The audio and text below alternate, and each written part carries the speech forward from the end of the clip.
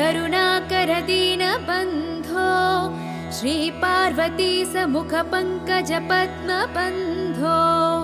श्रीसादिदेव गणपूजित पादपद्मा वल्ली सनाद मम देहि करावलम्बम् देवादिदेवनुत देवगणादिनाथा देवेन्द्रवन्द्य मृदुपङ्कज मञ्जुपादा देवर्षि नारद मुनीन्द्र सुगीत कीर्ते वल्ली सनाथ मम देहि करावलम्बम् नित्यान्नदान निरताखिल रोगहारिन् तस्मात् प्रदान परिपूरित भक्त कामा श्रुत्यागम प्रणव वाच्य निज स्वरूपा वल्ली सनाद मम देहि करावलम्बम्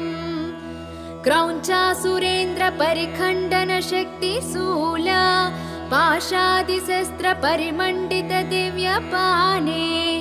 श्रीकुण्डली सधरतुण्ड सिखीन्द्रवाहा वल्ली सनाद मम देहि करावलम्बम् देवादिदेव रथमण्डल मध्य वेद्या देवेन्द्रपीठ नगरं दृढचापहस्तम् शूरं निहत्य सुरकोटिभिरीड्यमाना वल्ली सनाद मम देहि करावलम्बम् हारादिरत्नमणियुक्त किरीटहारा केयूरकुण्डललसत्कवचाभिरामम् हे वीरतारक जयामर बृन्दवन्द्या वल्ली सनाद मम देहि करावलम्बम् पञ्चाक्षरादिमनुमन्त्रित गाङ्गतोयैः पञ्चामृतैः प्रमुतेन्द्र मुखैर्मुनीन्द्रैः पट्टाभिषिक्त हरियुक्त परासनाथा वल्ली सनाथ मम देहि करावलम्बम् श्रीकार्तिकेय करुणामृत पूर्ण दृष्ट्या कामादिरोग कलुषीकृत दुष्ट चित्तम् सिक्त्वा तु मामवकलाधर कान्ति कान्त्या वल्ली सनाथ मम देहि करावलम्बम् सुब्रह्मण्याष्टकं पुण्यं ये पठन्ति द्विजोत्तमाः ते सर्वे मुक्तिमायन्ति सुब्रह्मण्य प्रसादतः सुब्रह्मण्यष्टकमिदं प्रातरुद्धाय यः पठेत् कोटिजन्म कृतं पापं तत्क्षणादेव नश्यति इति श्री सुब्रह्मण्याष्टकम्।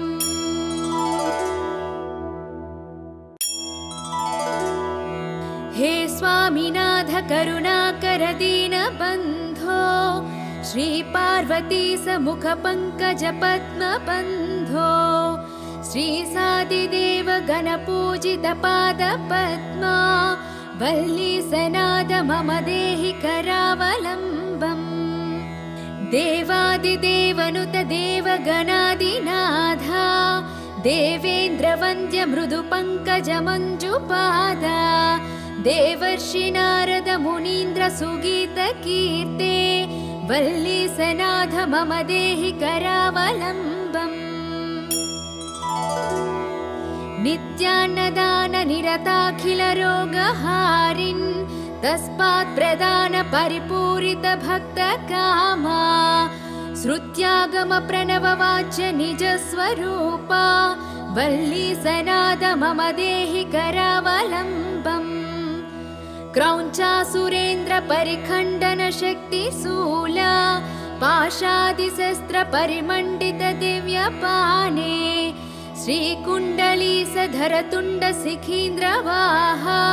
वल्ली सनाद मम देहि करावलम्बम् देवादिदेव रथमण्डल मध्य वेद्या देवेन्द्रपीठ नगरं दृढचापहस्तम् शूरं निहत्य सुरकोटिभिरीड्यमाना वल्ली सनाद मम देहि करावलम्बम् हारादिरत्नमणियुक्त किरीटहारा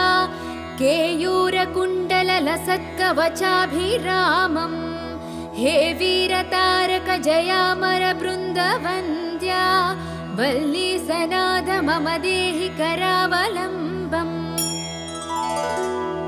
पञ्चाक्षरादिमनुमन्त्रितगाङ्गतोयैः पञ्चामृतैः प्रमुतेन्द्रमुखैर्मुनीन्द्रैः पट्टाभिषिक्त हरियुक्त परासनाथा वल्ली सनाथ मम देहि करावलम्बम् श्रीकार्तिकेय करुणामृतपूर्ण दृष्ट्या कामादिरोगकलुषीकृत दुष्टचित्तम् सिक्त्वा तु मामवकलाधर कान्तिकान्त्या वल्ली सनाथ मम देहि करावलम्बम् सुब्रह्मण्याष्टकं पुण्यं ये पठन्ति द्विजोत्तमाः ते सर्वे मुक्तिमायन्ति सुब्रह्मण्य प्रसादतः सुब्रह्मण्यष्टकमिदं प्रातरुद्धाय यः पठेत् कोटिजन्म कृतं पापं तत्क्षणादेव नश्यति इति श्री सुब्रह्मण्याष्टकम्।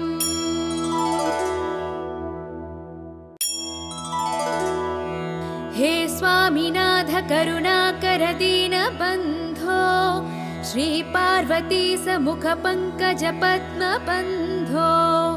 श्री सादिदेव गणपूजित पाद पद्मा वल्ली सनाद मम देहि करावलम्बम्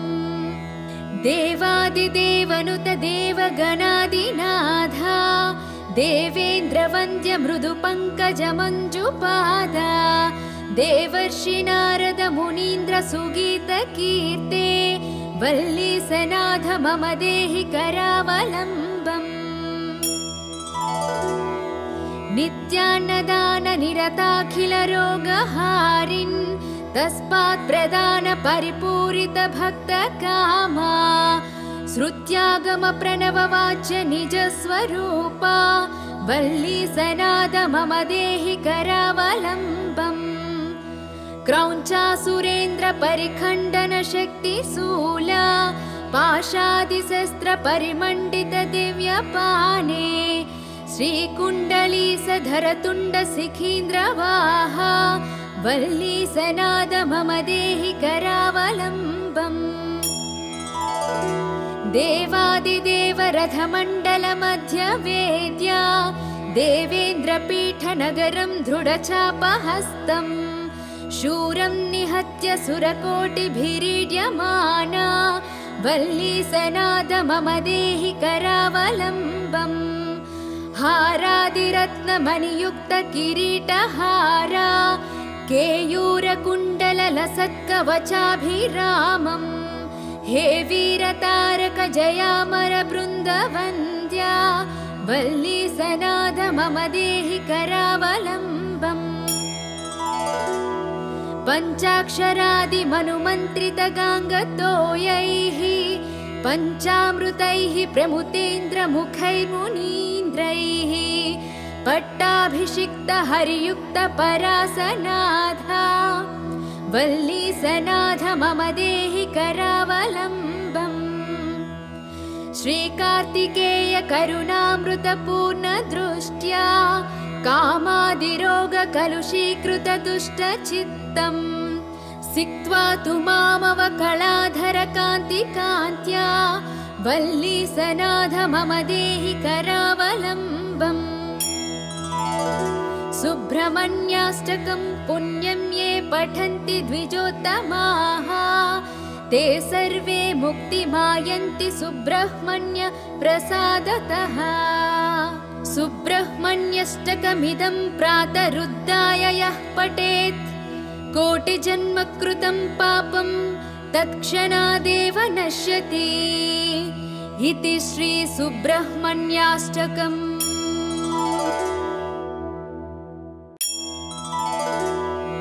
हे स्वामिनाथ करुणाकर दीनबन्धो श्री पार्वती समुख पंकज पद्मबन्धो श्रीसादिदेव गणपूजितपादपद्मा वल्लीसनाद मम देहि करावलम्बम् देवादिदेवनुत देवगणादिनाथा देवेन्द्रवन्द्य मृदुपङ्कजमञ्जुपादा देवर्षि नारद मुनीन्द्र सुगीतकीर्ते वल्लीसनाथ मम देहि करावलम्बम् नित्यान्नदान निरताखिल रोगहारिन् तस्मात् प्रदान परिपूरित भक्त कामा श्रुत्यागम प्रणववाच्य निज स्वरूपा वल्लीसनाद मम देहि करावलम्बम् क्रौञ्चासुरेन्द्र परिखण्डन शक्तिशूला पाशादिशस्त्र परिमण्डित दिव्यपाने श्रीकुण्डलीसधर तुण्ड सिखीन्द्रवाहा वल्लीसनाद मम देहि करावलम्बम् देवादिदेव रथमण्डल मध्य वेद्या देवेन्द्रपीठनगरं दृढचापहस्तम् शूरं निहत्य सुरकोटिभिरीड्यमाना वल्लीसनाद मम देहि करावलम्बम् हारादिरत्नमणियुक्त किरीटहारा केयूरकुण्डललसत्कवचाभिरामम् हे वीरतारक जयामर बृन्दवन्द्या वल्लीसनाद मम देहि करावलम्बम् पञ्चाक्षरादिमनुमन्त्रितगाङ्गतोयैः पञ्चामृतैः प्रमुतेन्द्रमुखैर्मुनीन्द्रैः पट्टाभिषिक्त हरियुक्त परासनाथा वल्लीसनाथ मम देहि करावलम्बम्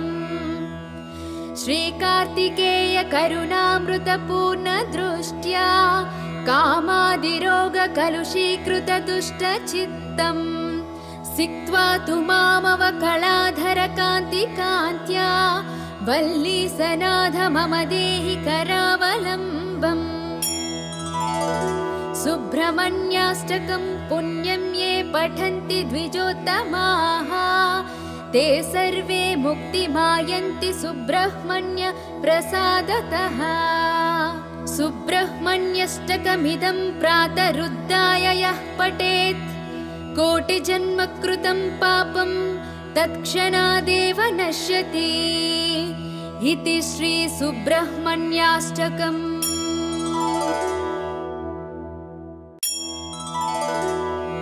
हे स्वामिनाथ करुणाकर दीनबन्धो श्री पार्वती समुख पंकज पद्म बन्धो श्री सादिदेव गणपूजित पाद पद्मा वल्लीसनाद मम देहि करावलम्बम् देवादिदेवनुत देवगणादिनाथा देवेन्द्रवन्द्य मृदुपङ्कजमञ्जुपादा देवर्षि नारद मुनीन्द्र सुगीतकीर्ते वल्लीसनाथ मम देहि करावलम्बम् नित्यान्नदान निरताखिल रोगहारिन् तस्मात् प्रदान परिपूरित भक्त कामा श्रुत्यागम प्रणववाच्य निज स्वरूपा वल्लीसनाद मम देहि करावलम्बम् क्रौञ्चासुरेन्द्र परिखण्डन शक्तिशूला पाशादिशस्त्र परिमण्डित दिव्यपाने श्रीकुण्डलीसधर तुण्ड सिखीन्द्रवाहा वल्लीसनाद मम देहि करावलम्बम् देवादिदेव रथमण्डल मध्य वेद्या देवेन्द्रपीठनगरं दृढचापहस्तम् शूरं निहत्य सुरकोटिभिरीड्यमाना वल्लीसनाद मम देहि करावलम्बम् हारादिरत्नमणियुक्त किरीटहारा केयूरकुण्डललसत्कवचाभिरामम् हे वीरतारक जयामर बृन्दवन्द्या वल्ली सनाथ मम देहि करावलम्बम् पञ्चाक्षरादिमनुमन्त्रितगाङ्गतोयैः पञ्चामृतैः प्रमुतेन्द्रमुखैर्मुनीन्द्रैः पट्टाभिषिक्तहरियुक्तपरासनाथा वल्लीसनाथ मम देहि करावलम्बम् श्रीकार्तिकेय करुणामृतपूर्णदृष्ट्या कामादिरोगकलुषीकृतदुष्टचित्तम् सिक्त्वा तु मामवकलाधरकान्तिकान्त्या वल्लीसनाथ मम देहि करावलम्बम् सुब्रह्मण्याष्टकं पुण्यं ये पठन्ति द्विजोत्तमाः ते सर्वे मुक्तिमायन्ति सुब्रह्मण्य प्रसादतः सुब्रह्मण्यष्टकमिदं प्रातरुद्धाय यः पठेत् कोटिजन्मकृतं पापं तत्क्षणादेव नश्यति इति श्री सुब्रह्मण्याष्टकम्।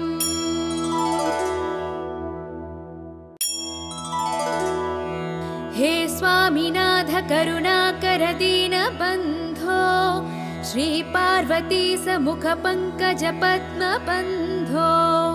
श्रीसादिदेव गणपूजित पादपद्मा वल्लीसनाथ मम देहि करावलम्बम् देवादिदेवनुत देवगणादिनाथा देवेन्द्रवन्द्य मृदुपङ्कज मञ्जुपादा देवर्षि नारद मुनीन्द्र सुगीत कीर्ते वल्लीसनाथ मम देहि करावलम्बम् नित्यान्नदान निरताखिल रोगहारिन् तस्मात् प्रदान परिपूरित भक्त कामा श्रुत्यागम प्रणव वाच्य निज स्वरूपा वल्लीसनाथ मम देहि करावलम्बम् क्रौञ्चासुरेन्द्र परिखण्डन शक्तिशूला पाशादिशस्त्र परिमण्डित दिव्यपाने श्रीकुण्डलीसधरतुण्ड शिखीन्द्रवाहा वल्लीसनाथ मम देहि करावलम्बम् देवादिदेव रथमण्डल मध्य वेद्या देवेन्द्रपीठनगरं दृढचापहस्तम् शूरं निहत्य सुरकोटिभिरीड्यमाना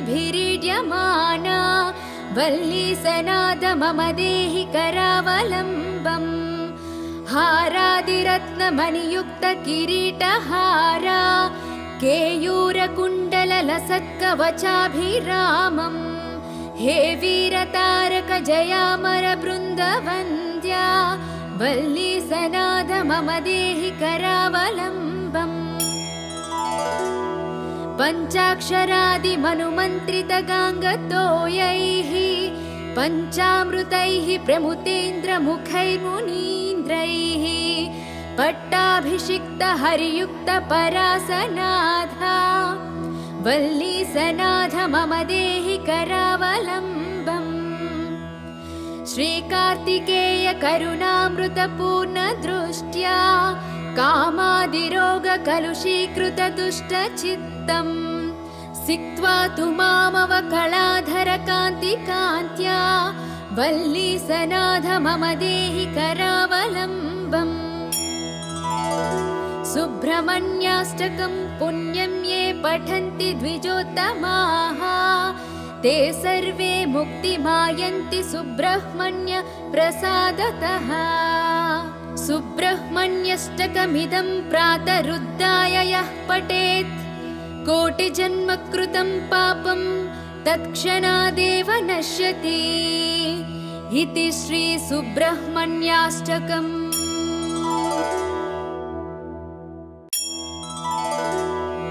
हे स्वामिनाथ करुणाकर दीनबन्धो श्रीपार्वती समुखपङ्कज पद्मबन्धो श्रीसादिदेव गणपूजित पादपद्मा वल्लीसनाथ मम देहि करावलम्बम् देवादिदेवनुत देवगणादिनाथा देवेन्द्रवन्द्य मृदुपङ्कजमञ्जुपादा देवर्षि नारद मुनीन्द्र सुगीतकीर्ते वल्लीसनाथ मम देहि करावलम्बम् नित्यान्नदान निरताखिल रोगहारिन् तस्मात् प्रदान परिपूरित भक्त कामा श्रुत्यागम प्रणव वाच्य निज स्वरूपा वल्लीसनाद मम देहि करावलम्बम् क्रौञ्चासुरेन्द्र परिखण्डन शक्तिशूला पाशादिशस्त्र परिमण्डित दिव्यपाने श्रीकुण्डलीसधर तुण्ड शिखीन्द्रवाहा वल्लीसनाद मम देहि करावलम्बम् देवादिदेव रथमण्डल मध्य वेद्या देवेन्द्रपीठनगरं दृढचापहस्तम् शूरं निहत्य सुरकोटिभिरीड्यमाना वल्लीसनाद मम देहि करावलम्बम् हारादिरत्नमणियुक्त किरीटहारा केयूरकुण्डललसत्कवचाभिरामम् हे वीरतारक जयामर बृन्दवन्द्या वल्लीसनाद मम देहि करावलम्बम् पञ्चाक्षरादिमनुमन्त्रित गाङ्गतोयैः पञ्चामृतैः प्रमुतेन्द्रमुखैर्मुनीन्द्रैः पट्टाभिषिक्त हरियुक्त परासनाथा वल्लीसनाथ मम देहि करावलम्बम् श्रीकार्तिकेय करुणामृतपूर्ण दृष्ट्या कामादिरोग कलुषीकृत दुष्टचित्तम्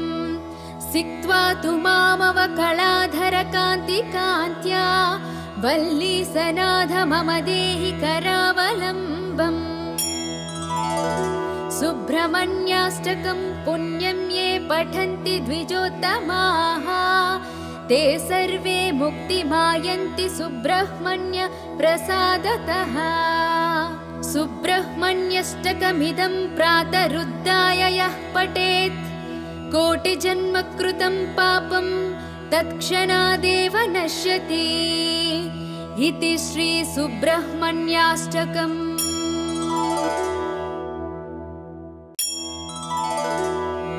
हे स्वामिनाथ करुणाकर दीनबन्धो श्री पार्वती समुख पंकज पद्मबन्धो श्री सादिदेव गणपूजित पाद पद्मा वल्लीसनाद मम देहि करावलम्बम् देवादिदेवनुत देवगणादिनाथा देवेन्द्रवन्द्य मृदुपङ्कजमञ्जुपादा देवर्षि नारद मुनीन्द्र सुगीतकीर्ते वल्लीसनाथ मम देहि करावलम्बम् नित्यान्नदान निरताखिल रोगहारिन् तस्मात् प्रदान परिपूरित भक्त कामा श्रुत्यागम प्रणव वाच्य निज स्वरूपा वल्लीसनाद मम देहि करावलम्बम् क्रौञ्चासुरेन्द्र परिखण्डन शक्तिशूला पाशादिशस्त्र परिमण्डित दिव्यपाने श्रीकुण्डलीसधर तुण्ड शिखीन्द्रवाहा वल्लीसनाद मम देहि करावलम्बम् देवादिदेव रथमण्डल मध्य वेद्या देवेन्द्रपीठनगरं दृढचापहस्तम् शूरं निहत्य सुरकोटिभिरीड्यमाना वल्लीसनाद मम देहि करावलम्बम् हारादिरत्नमणियुक्त किरीटहारा केयूरकुण्डललसत्कवचाभिरामम् हे वीरतारक जयामर बृन्दवन्द्या वल्लीसनाद मम देहि करावलम्बम् पञ्चाक्षरादिमनुमन्त्रितगाङ्गतोयैः पञ्चामृतैः प्रमुतेन्द्रमुखैर्मुनीन्द्रैः पट्टाभिषिक्तहरियुक्तपरासनाथा वल्लीसनाथ मम देहि करावलम्बम्। श्रीकार्तिकेय करुणामृतपूर्णदृष्ट्या कामादिरोगकलुषीकृतदुष्टचित्तम् सिक्त्वा तु मामवकलाधरकान्तिकान्त्या वल्लीसनाथ मम देहि करावलम्बम्। सुब्रह्मण्याष्टकं पुण्यं ये पठन्ति द्विजोत्तमाः ते सर्वे मुक्तिमायन्ति सुब्रह्मण्य प्रसादतः। सुब्रह्मण्यष्टकमिदं प्रातरुद्धाय यः पठेत् कोटिजन्मकृतं पापं तत्क्षणादेव नश्यति इति श्री सुब्रह्मण्याष्टकम्।